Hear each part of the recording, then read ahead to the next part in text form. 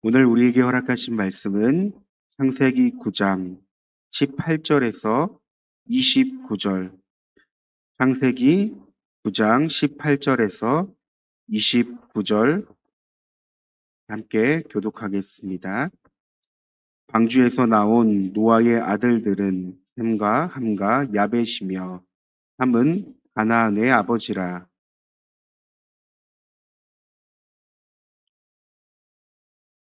노아가 농사를 시작하여 포도나무를 심었더니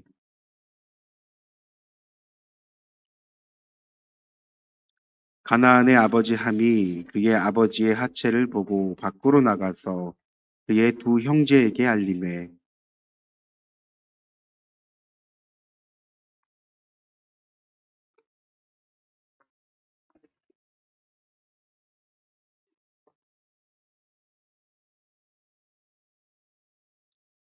노아가 술이 깨어 그의 작은 아들이 자기에게 행한 일을 알고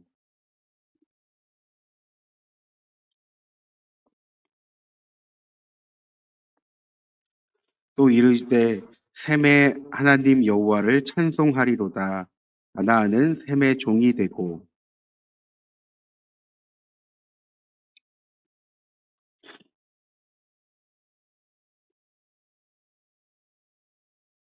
홍수 후에 노아가 350년을 살았고.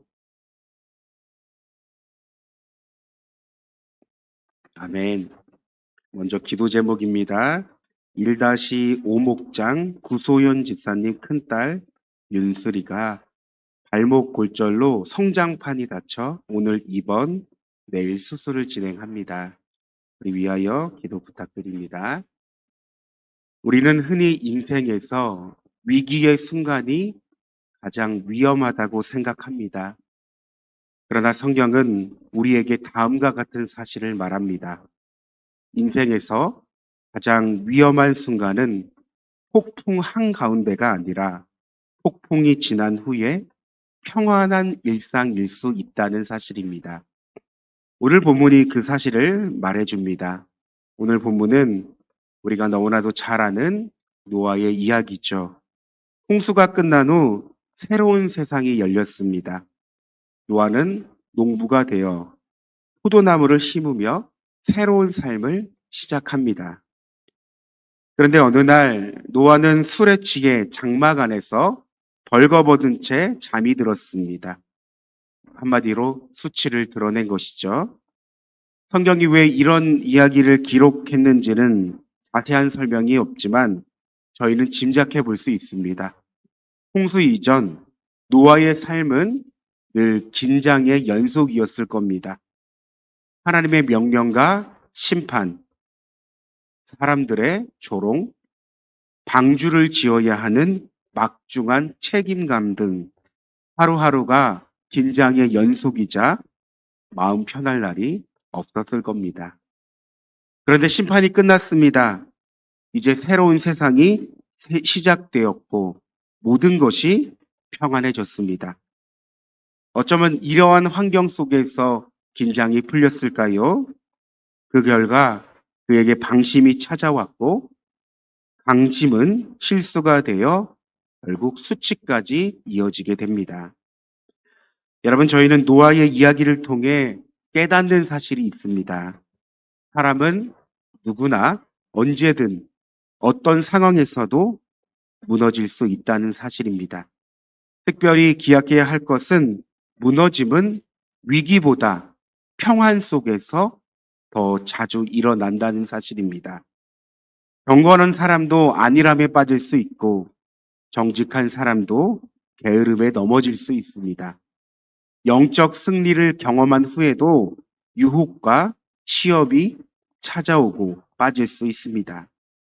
그래서 성경을 보면 끊임없이 우리에게 말합니다. 깨어 있으라, 주의하라, 스스로 삼가라. 여러분, 이 말들은 완벽한 사람이 되라는 이야기가 아닙니다. 삶을 대하는 태도의 방향이 늘 깨어 있음을 유지하라는 주님의 말씀입니다. 그런가 하면 이제 22절 본문을 보면 이 본문은 시선을 노아가 아닌 노아의 아들들에게 옮깁니다. 아버지를 가장 먼저 발견한 것은 함이었습니다. 그는 아버지의 수치를 보았습니다. 그리고 그 장면을 형제들에게 알리며 드러냈습니다. 반면 이 이야기를 들은 셈과 야벳은 전혀 다른 선택을 합니다. 그들은 옷을 가지고 뒷걸음질로 들어갔습니다. 그리고 얼굴을 돌린 채 아버지의 몸을 덮어줍니다. 보지 않으려고 애썼고 수치를 가려준 것입니다. 이후 노아는 잠에서 깨어 이 모든 일을 알게 되었고 각각 아들들에게 저주와 복을 선포합니다. 드러낸 자에게는 저주를, 그리고 덮은 자에게는 복을 선포합니다. 여러분, 우리가 우리의 삶을 돌아보면 종종 실수를 용납하지 못할 때가 있죠. 물론 반복되는 실수는 분명히 문제가 있습니다. 그러나 많은 경우 우리는 회복을 위한 책망이 아니라 드러내기 위한 비난을 선택할 때가 있다는 사실입니다. 더 위험한 사실은 자신에게는 관대하고 타인에게는 엄격한 태도를 취한다는 겁니다. 제가 파트 전도사 때 일입니다. 당시 교회는 수요 예배가 있었는데요. 이 수요 예배 때 전문 반주자가 없어서 권사님들이 돌아가면서 이 반주를 섬겼습니다.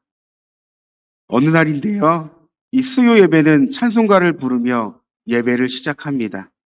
그때 부른 찬송가가 찬송가 301장, 지금까지 지내온 것, 이 찬송가였는데요. 그날따라 반주를 맡으신 권사님께서 너무 긴장을 많이 하셨는지 실수를 계속하셨습니다. 어느 정도였냐면 아예 곡이 새롭게 해석할 정도로 정말 민망했습니다. 그때 예배를 인도하시던 부목사님께서 1절, 2절, 3절, 찬송가가 1절, 2절, 3절이 있었는데요. 1절 후반부터 2절까지 거의 부르시를 못하셨습니다. 분명히 목사님은 악보대로 이제 찬송가를 부르고 계셨지만 반주는 전혀 다른 음을 내기 시작했습니다. 제가 그때 이제 앞을 보았는데요. 차라리 이제 목사님과 반주자님께서 민망해 하거나 당황해 하시는 표정을 지으면 좋겠는데 아무래도 이제 부목사님께서 인도를 하시는 입장에서 웃으면 안 되시니까 그냥 전혀 얼굴에 미동조차 없으셨습니다. 오히려 의자에 앉아 계신 성도님들이 상당히 민망해하는 표정을 보았습니다. 저는 이 상황이 너무나 재밌고 웃겼습니다. 물론 반주를 하셨던 권사님을 흉보는 것은 아니었지만 그 일이 너무 재미있어 주변 사람들에게 이야기를 했습니다.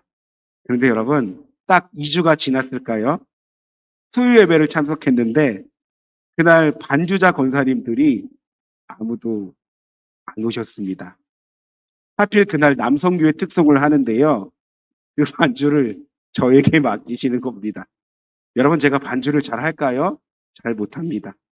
그런데도 괜찮다, 적당히 하면 된다라는 말에 그러면 찬송가를 물어봤습니다. 몇 장인가요? 하니까 몇 장이었을까요, 여러분? 찬송가 301장, 지금까지 지내온 것. 순간 머리가 하얘졌습니다. 여러분, 결과가 어떻게 되었을까요? 저 역시 권사님과 같은 수준으로 틀렸습니다.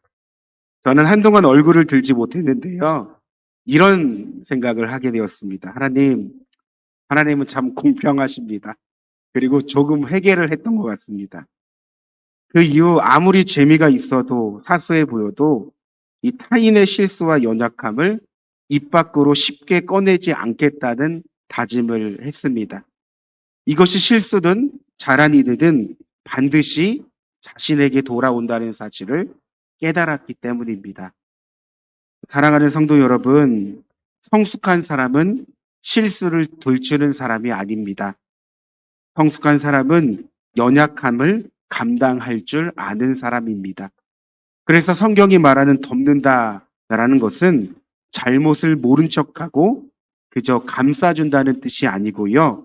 정죄하지 않고 회복의 길을 열어주는 태도를 말합니다. 다시 말해 실수한 자가 다시 일어서고 잘할 수 있게 돕는 마음입니다. 왜 그럴까요? 바로 하나님께서 우리에게 그렇게 하셨기 때문입니다. 여러분, 하나님은 우리의 허물을 온 세상에 드러내지 않으셨습니다. 만약 우리의 수치와 허물을 드러내신다면 어떨까요? 여러분, 우리가 스스로 감당할 수 있었을까요?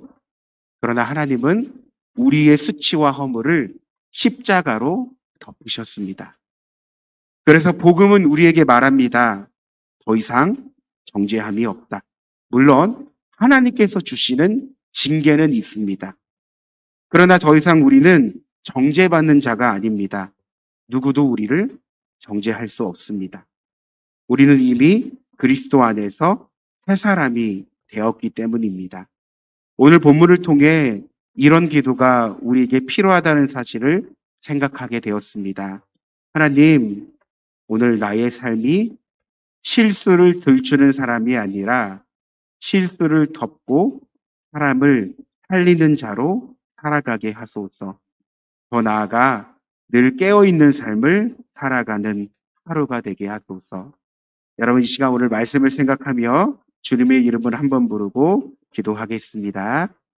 주여, 사랑과 은혜가 충만하신 하나님, 늘 창세기 말씀을 통해 노아가 하나님 실수를 통해 수치를 드러낸 가지고 하나님 저희가 보게 되고, 그러나 하나님 그 아들같이 아버지의 그 실수를 하나님 드러내고 하나님 이 사실을 다른 자녀들에게 알려주고, 하나님 어쩌면 그의 모습 가운데 우리의 모습은 없는지를 이 시간 살펴보며 하나님의 은혜를 구합니다. 하나님, 우리가 종종 살아가다 보면 자기 자신에게는 그 실수가 너무나 관대하다는 사실을 보게 됩니다. 또 남들을 향해서는 너무나 엄격한 태도를 취하고 있는 우리의 모습을 보게 됩니다. 하나님, 그러한 모습 속에서, 그러한 연약함 속에서 내가 누구인지를 깨달아 알게 하여 주시고, 늘 우리의 마음이 하나님이 기뻐하시는 선한 마음을 품을 수 있도록 하나님 우리들의 마음을 주장하여 주시옵소서. 성경에서는 이 실수를 덮는다는 것이 그냥 그 일을 하나님 감추고 드러내지 않는다는 사실이 아니라 실수한 사람을 성장시키고 하나님 그 사람이 온전한 사람으로 회복할 수 있게 돕는다는 것을 우리가 묵상해 봅니다. 하나님, 먼저는 우리가 먼저 성숙한 사람이 되어서 하나님 많은 연약한 사람을 돕고 성장시키고 이끌 수 있는 한 사람이 되게 하여 주시옵소서. 더 나아가 하나님의 마음을 품을 수 있는 우리가 되게 하옵소서. 하나님의 마음이 없이는 어떻게 사람들을 사랑하는 주님의 마음을 품게 하여 주시옵소서. 주님의 마음을 허락하여 주시옵소서. 그 마음으로 섬길 수 있는 은혜를 주시고 그 마음으로 용납하고 인내할 수 있는 마음을 주시옵소서. 더 나아가 하나님, 오늘 말씀을 통해서 하나님 우리가 깨어있는 자가 되게 도와주시옵소서.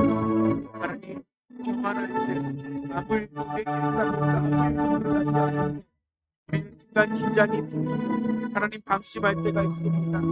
그러나 성경은 늘 우리에게 말합니다. 깨어있어라, 주의하라, 스스로 삼가하라. 하나님, 오늘 이 말씀을 가지고 우리가 오늘 삶을 살아갈 때 늘 깨어서 주님을 바라보게 하여 주시고 늘 하나님 깨어서 주님의 마음이 어떠한지를 알고 깨달을 수 있는 우리의 인생이 되게 하여 주시옵소서. 하나님 감사합니다. 말씀 감사합니다.